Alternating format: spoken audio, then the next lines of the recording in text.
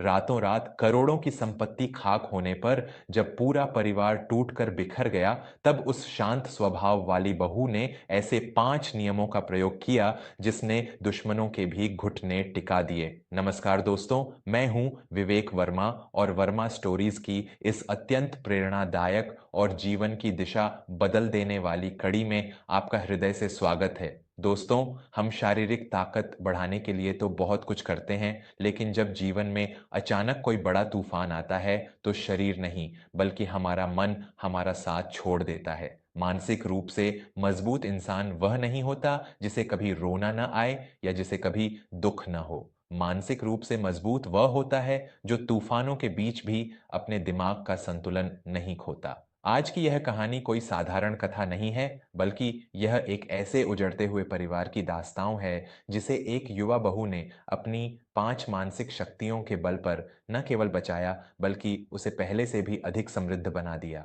चंदनगढ़, जो अपनी प्राचीन कला और आभूषणों के लिए पूरे देश में विख्यात था, उसी शहर के बीचों बीच खड़ी थी त्रिलोकनाथ जी की विशाल हवेली। त्रिलोकनाथ जी शहर के सबसे बड़े स्वर्णकार और व्यापारी थे। उनका व्यापार कई पीढ़ियों पुराना था। त्रिलोकनाथ जी के परिवार में उनकी धर्मपत्नी अब इस दुनिया में नहीं थीं। उनका एक इकलौता बेटा था, वैभव। वैभव बचपन से ही लाड़ प्यार में पला था। उसे कभी संघर्ष का अर्थ ही नहीं पता चला।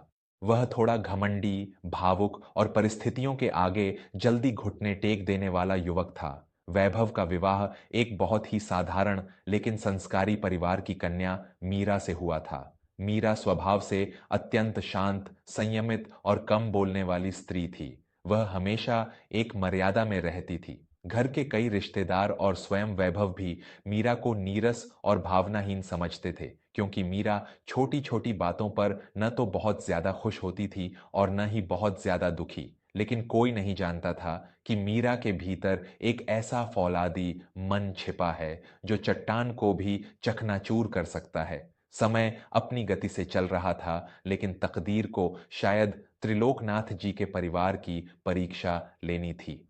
एक काली रात उनके व्यापारिक प्रतिष्ठान मुख्य दुकान के मुख्य मुनीम सदानंद ने उन्हें एक ऐसा धोखा दिया जिसकी किसी ने कल्पना भी नहीं की थी।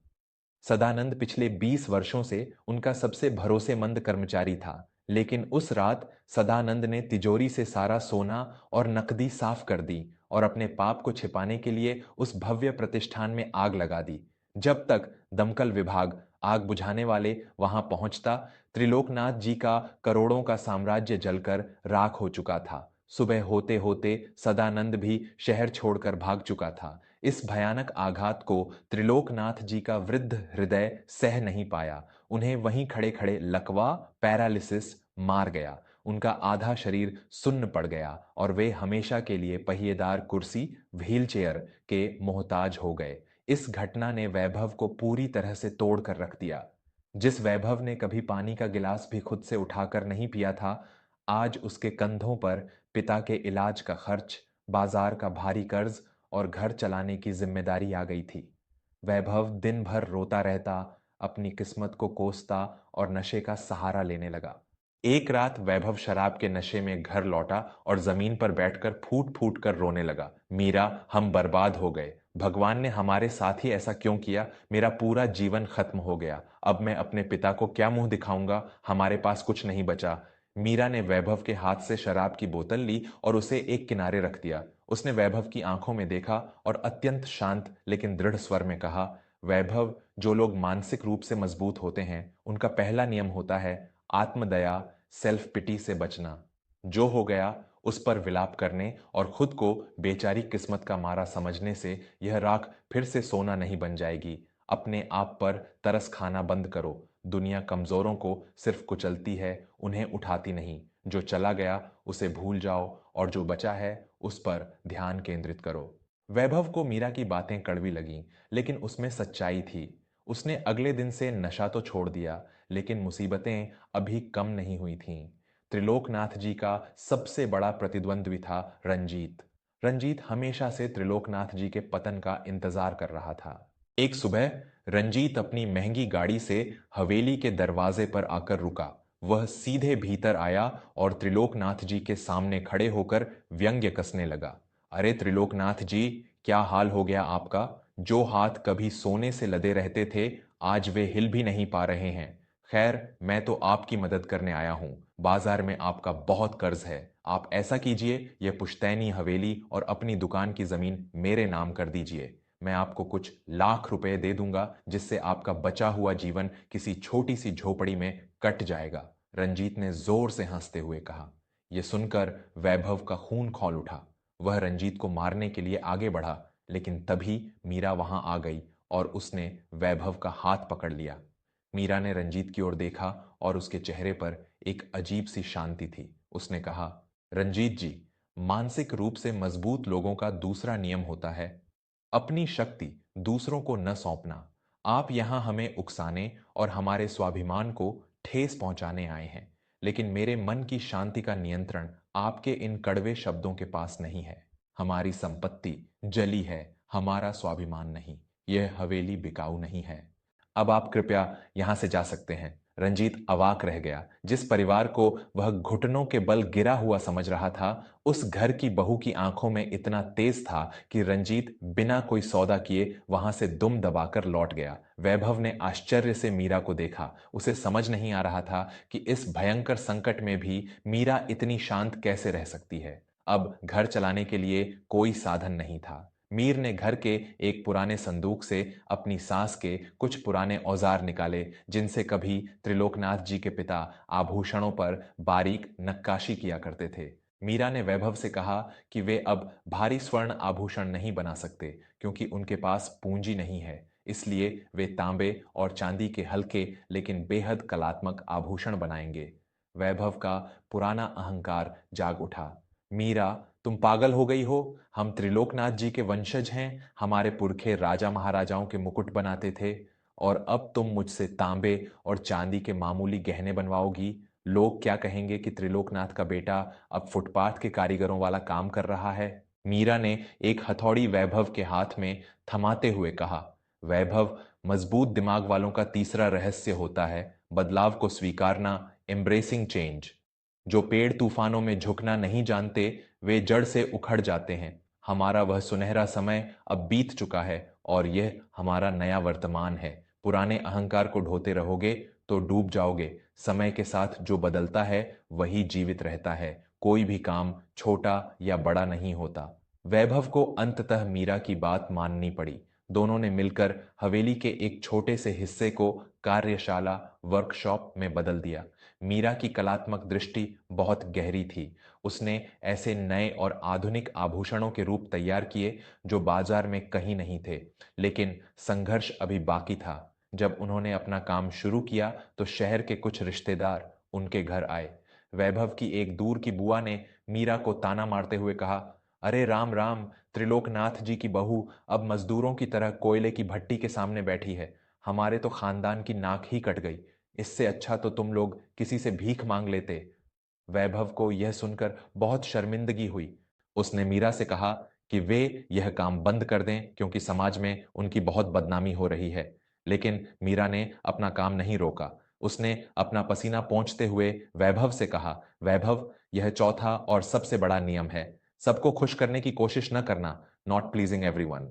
जो इंसान हर किसी को खुश करने में लगा रहता है, वह जीवन में कभी कुछ बड़ा नहीं कर सकता।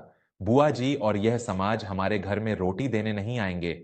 हमारा लक्ष्य अपने बीमार पिता का इलाज और अपना सम्मान वापस पाना है। समाज की झूठी तालियां बटोरना नहीं। जो हमारे बुरे वक्त में हमारे साथ नहीं हैं, उनकी बातों का हमारे जीवन में क्या मोल। मीरा ने उन रिश्तेदारों के घर जाना और उनकी बातों पर ध्यान देना पूरी तरह से बंद कर दिया। उसका पूरा ध्यान केवल अपने काम पर था। इधर वैभव रोजाना प्रशासन के कार्यालयों और न्यायालयों के चक्कर काटता था। वह चाहता था कि किसी भी तरह मुनीम सदानंद पकड़ा जाए और उनका सारा पैसा वापस मिल जाए।